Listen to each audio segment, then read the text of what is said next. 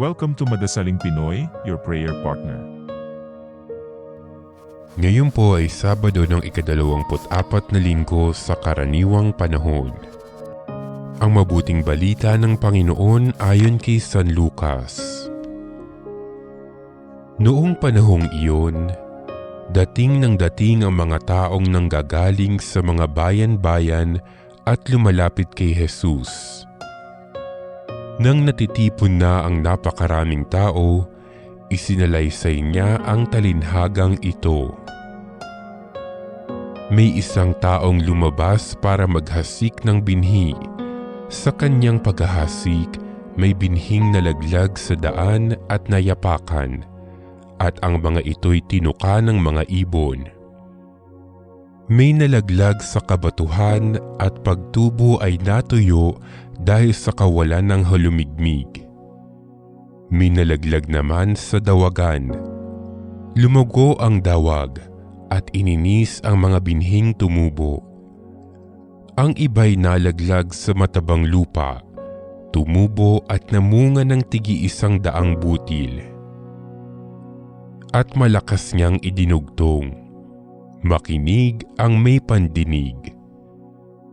Itinanong ng mga alagad kung ano ang kahulugan ng talinhagang ito.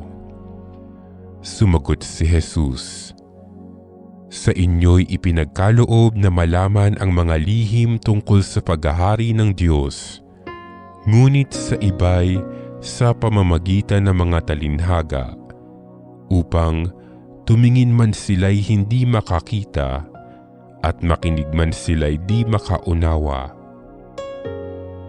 Ito ang kahulugan ng talinhaga. Ang binhi ay ang salita ng Diyos.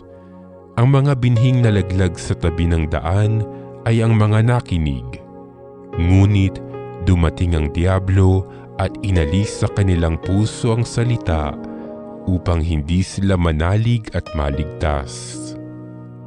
Ang mga nalaglag sa kabatuhan ay ang mga nakinig ng salita at tumanggap nito ng may galak.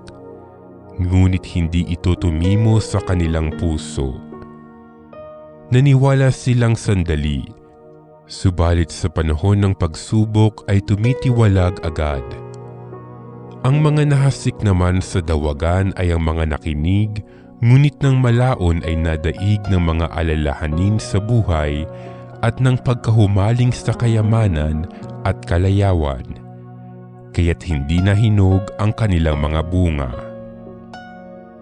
Ang mga nahasik naman sa matabang lupay, ang mga nakinig ng salita. Iniingatan nila ito sa kanilang pusong tapat at malinis, at sila'y nagtitiyaga hanggang sa mamunga. Ang mabuting balita ng Panginoon.